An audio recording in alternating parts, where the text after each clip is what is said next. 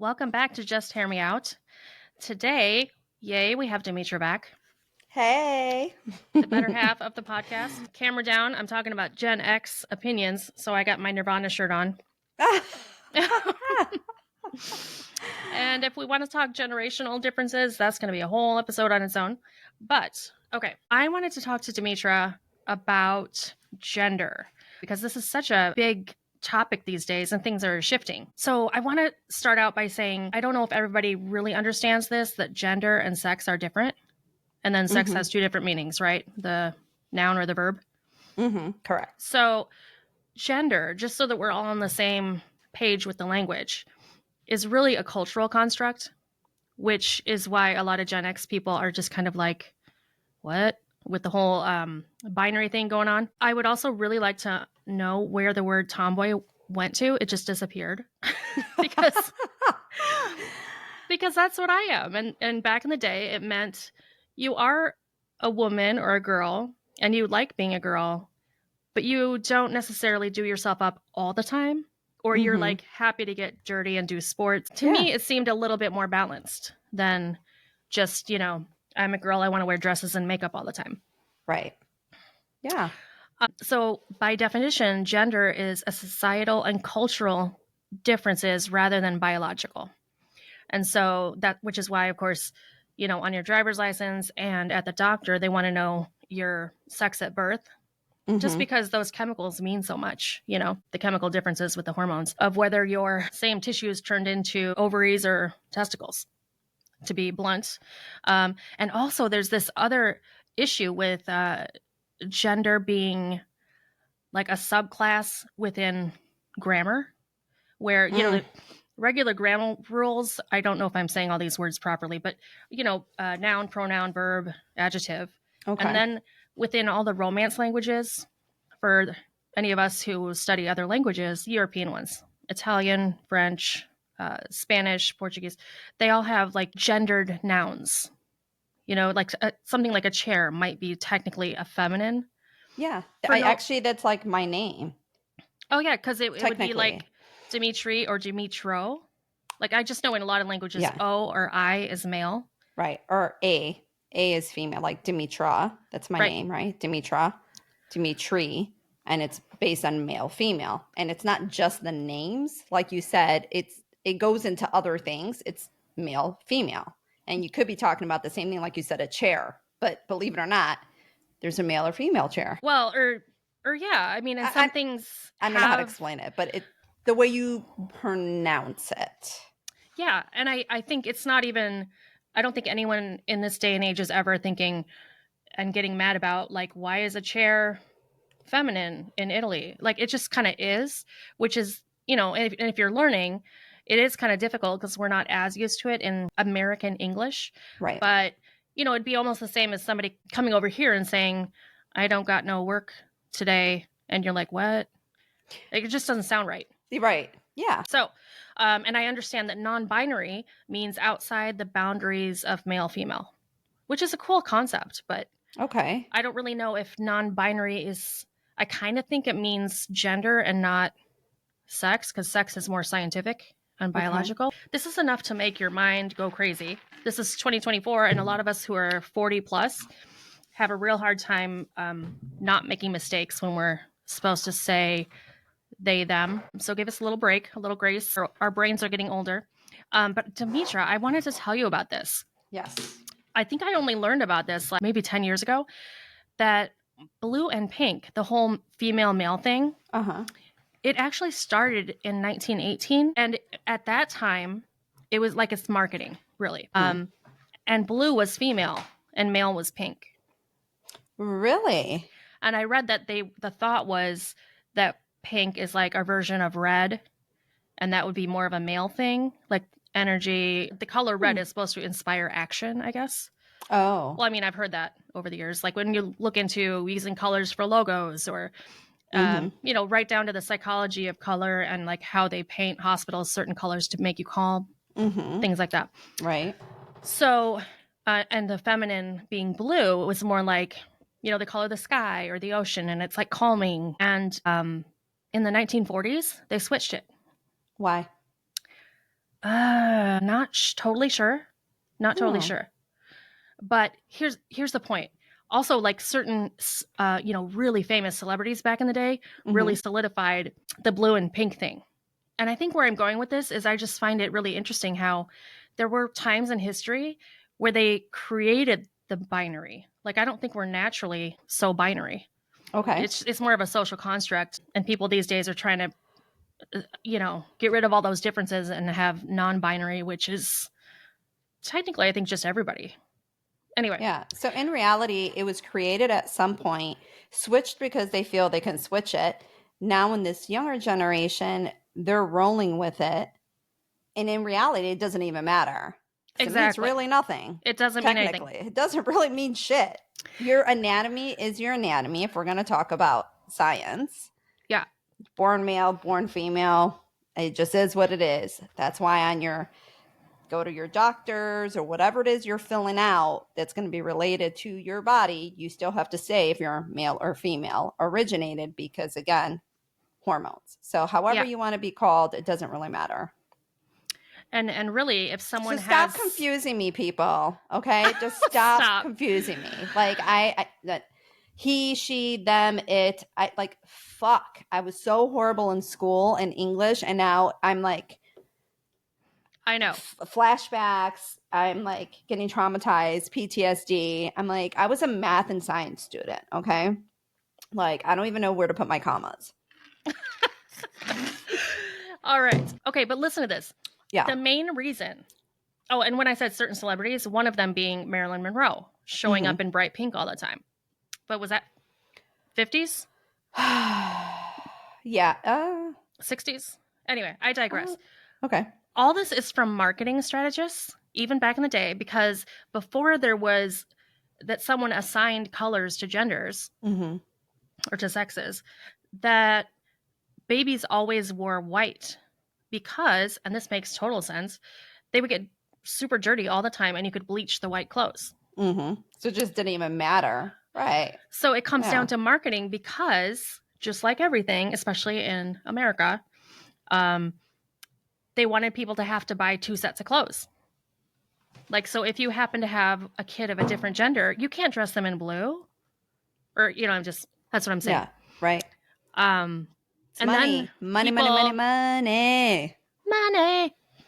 That's what it comes down to, And people. it's only people in, I would say, like original English speaking people. So, like parts of Europe that are more English, England English, and Mm-hmm. America. And other than that, people don't have these weird gender roles. Anyway, in America, I feel like you really have to step back because everything is about money.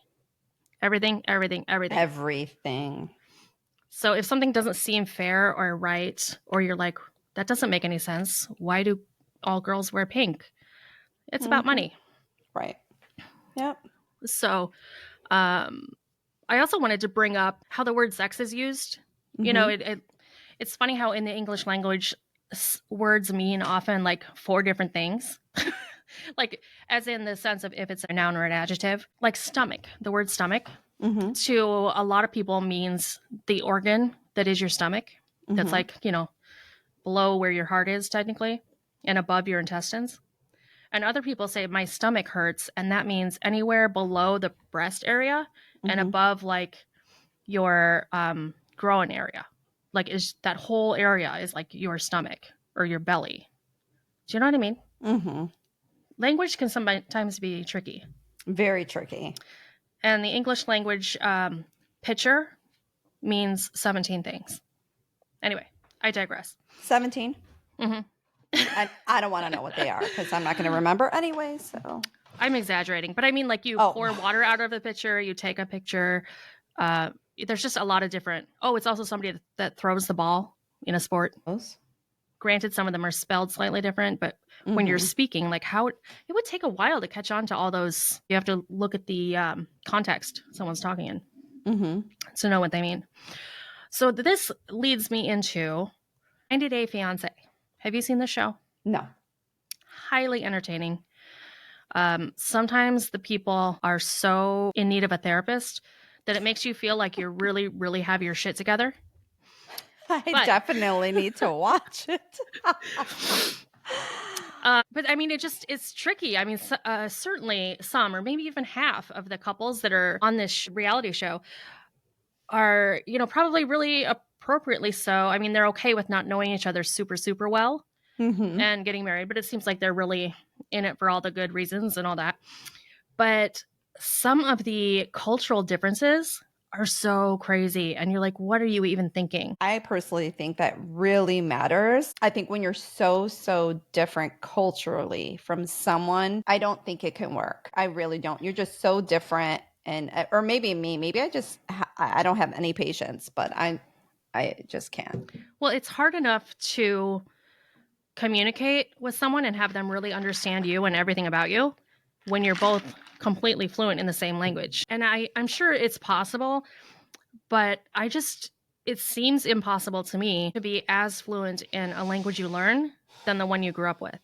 Mhm. Unless you grew up with two, in which case that ship has sailed for me. So, that's where it is. Just in case anyone listening hasn't seen or heard of this show, 90 Day Fiancé is where there's people, it's not like a mail order bride situation. It's like people meet from traveling or online dating or even through Facebook, just these social media things. And then they decide they want to be together and they have to get married, whether they want to or not, in order to bring someone to America. And so they have this 90-day visa, and it's called like a fiance visa. So you have to already be engaged. And once you get this visa, which I'm given to understand is about $5,000, then you can bring your fiance to the States, and you have 90 days to either get married or they need to go back home. And if they go back home, they are most likely not coming, or you'd have to apply for the visa all over again, which takes quite a while. Because as we know these days, it doesn't matter if you're married to get citizenship pretty much anywhere. Well, definitely in America. So, like, once you get married, you'd be applying for a green card. So it's just the first step. Mhm. But anyway, some of these people like don't even speak each other's languages. Like they barely do, which is like shocking to me. I can't even believe it.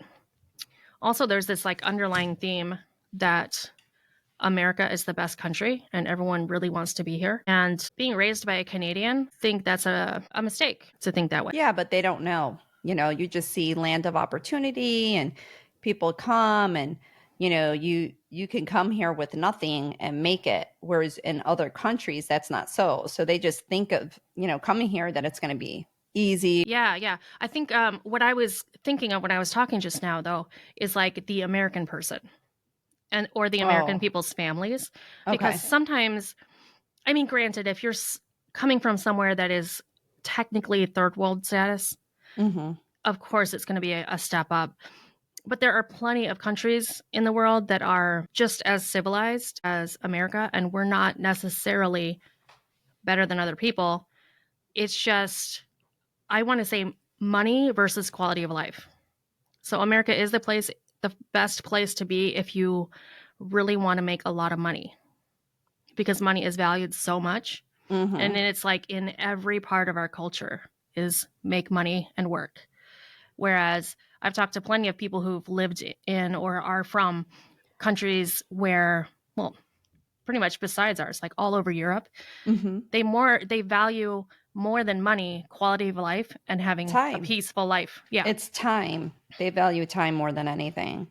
Yeah, or like happiness or contentment, which also filters into healthcare. That's a whole other topic. This is interesting. So, because my mom is Canadian, grew up in Canada, my brother and I were both able to get dual citizenship. Oh, nice. And my brother, I mean, he wasn't like trying to do this, but he actually married a woman who's Canadian. So she, had to get her a green card after they got married and all that. So I didn't realize exactly how difficult it is until I saw that happening. But I hear so much because a lot of my extended family is in Ontario, as Mhm. well as my sister in law's family. And the healthcare situation, it's such a big topic. Some people say you have to wait too long for things. Mhm. And here you don't have to wait. Oh, But you have to wait here. well, not as long. I mean, Oh, lately, yeah. yeah, good luck. Takes months to get in for something. But sometimes if something is like takes us months, it could potentially take them almost a year. I will say from personal experiences and my relatives, I know that if something is like scary and super time sensitive, they get you in. They really do. Right. But what's interesting is we were talking about this recently, like my brother and I and my parents, and we were kind of musing on the fact that it kind of depends on your values when it comes down to it. Mm-hmm. Because there you might wait a little longer, but it's because people care enough that every last person have the ability to have healthcare. Whereas here, the reason people like it is because they can get in fast, and if you have enough money, you get what you want. But I it's know. at the expense of other people. That's shitty. To me, I think it's really shitty. It is, but that's how we live. And we don't, I'm not saying that we sit around thinking about that, like, oh, No. I'm glad, the people in that neighborhood don't have health insurance.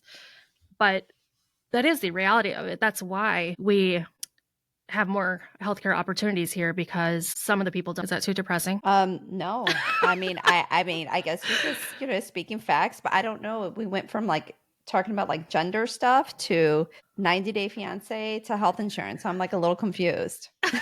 What's happening here? But that's okay. I'm just rolling. I'm just listening. So, one of the reasons I wanted to talk about 90-day fiance in the same vein as like the gender and gender roles and cultural Mm-hmm. norms that way is because of all the huge cultural differences between these couples, these two people that are meeting up on 90-day fiance. And Mm-hmm. it causes such drama.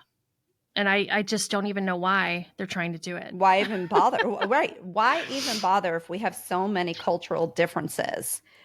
I mean, it's already hard enough, when someone's on the same page as you or you can communicate properly, but then to have all these cultural differences, I mean, that's just adding fuel to the fire to try to understand someone, and they're never going to understand you and you're never going to understand them because you're just so different.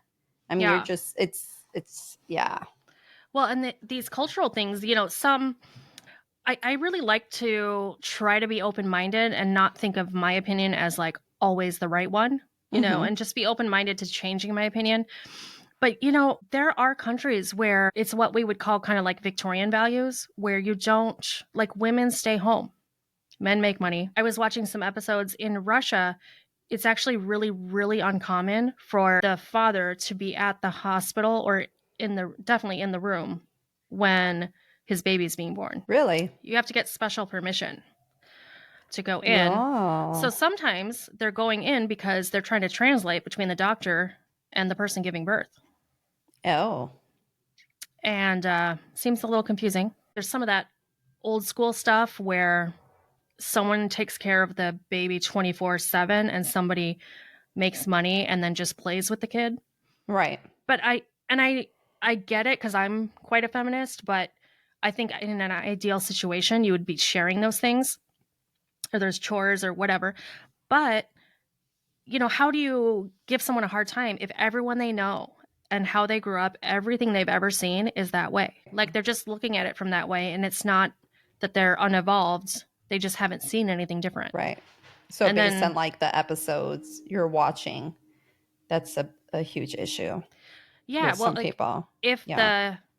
I'm just thinking of it in terms of the people I'm thinking of, like a female who's dating a male from a culture where he doesn't ever change diapers, for example. And it's not that he's a bad person, but also like, why is she expecting him to automatically know that that's what she wants? Because it seems like people will bend, but there's all these things like people get upset that someone doesn't know what they want. That's why you got to communicate. And even then, it's still difficult. Yeah. Oh, and the I people mean, in Russia hmm and Ukraine, when hmm Americans date them, I keep seeing this over and over, and I just want to like scratch my eyes out.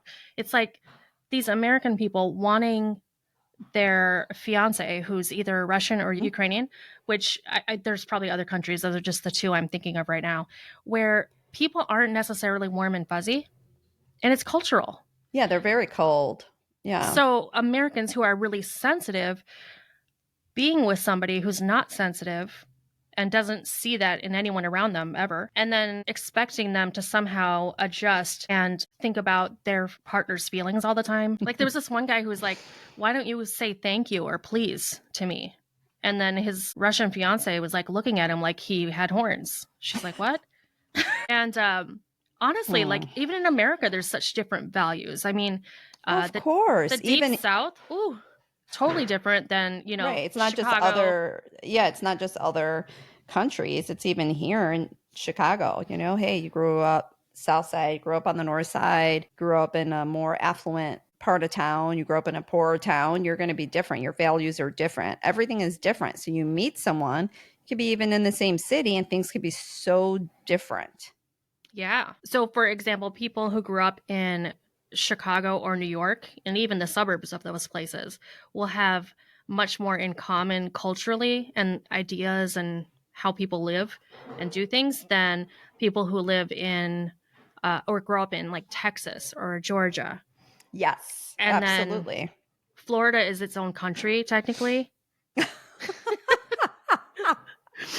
They just make up their own rules. Yeah, kind of, sort of, huh? But I just want to briefly touch on, like, of course I don't want to like get too into this, but like the religion thing. So there's tons of religions, right? But if Right. we talk about like Christianity versus Muslim, Hmm. Buddhist, or atheist, I think of those as kind of like four huge categories. And I keep seeing people who are either atheist or Christian with Muslim men. So usually it's middle aged white women with a younger guy from a Muslim country, such as like Morocco, Tunisia, those kind of places. And like the differences are staggering. And What one in makes them come? particular, Yeah, like what makes them come together? You know, I honestly, I mean, think it might be like sexual attraction, maybe. mm, okay, But I just can't even believe like a Muslim person would have a much easier road of it, even being with someone Christian American than atheist American, okay. because the atheists like have no Beliefs at all? right, and so they have no lens to look through. Okay. And I mean, I think if you just step back, you'd be like, oh, why? It seems like that'd be better. But especially when people are kind of young and immature. Mm-hmm. I'm thinking of like an American girl who was dating a guy from Morocco, and she went there and she was so pissed that they couldn't share a bedroom and that he wouldn't like kiss her on the street. But those things are cultural. You can't do them. It's actually like illegal, I Yeah. believe. So if someone was Christian, though, who might have more traditional values, there's plenty of Christians in America who would not want to share a bedroom, especially if their parents' house, with their fiance until they're married. Right. So not that there's a right or wrong, but it's like, It's just man, culturally different. That's just so what it different. comes down to. Right. Yeah. So it's also, I think, part of the comedy of this show is when American people go to foreign countries and don't even learn the culture or the main religion there, and Mm-hmm. then they get so confused or like angry over things that you don't need to be angry over. Right. It's just, it is what it is. It's not personal. We're just different. So either you're going to learn to accept it and try to find out how and why and respect your significant other for that, or be out, be like, peace. I mean, it's really that simple. It is, and I can't even imagine. As I said, I dating so many people over the years, I can't imagine that huge of a cultural difference when it's hard enough just getting on the same page with respect and how you treat each other and like some of those basic things. Mm-hmm. When you're also fighting about why don't you hug me in the street. And when somebody, either side really, but if an American person thinks that their way is right and the other person's like wrong, because I see a lot of that where they're like, Mm-hmm. oh, well, your country isn't evolved enough or this or that, but there isn't a right and wrong. Right. It's just different. It's just Yeah. different.